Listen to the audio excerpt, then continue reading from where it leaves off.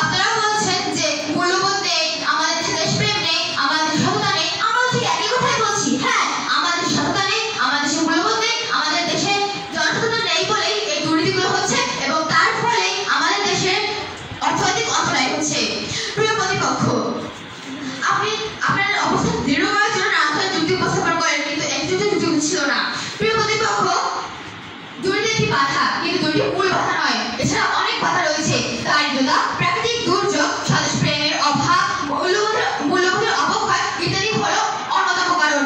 প্রিয় প্রতিপক্ষ, আপনি লক্ষ্য করুন, আমাদের দেশের একটি কিশোর যখন দরিদ্রতায় থাকে তখন সে কিশোর অপরাধে জড়িয়ে পড়ে। যখন তার সময় ছিল পড়াশোনা করার, যখন তার সময় ছিল নিজের ভবিষ্যৎ করার, তখন সে দারিদ্রতার কারণে কিশোর অপরাধে জড়িয়ে পড়েছে। তাহলে কি দারিদ্রতা অর্থনৈতিক অন্তরায়ের একটি বোঝার কারণ নয়? প্রিয় প্রতিপক্ষ, লক্ষ্য করুন, 2004 সালের পর দেশের অনেক আবাদি জমি নষ্ট হয়ে গেছে।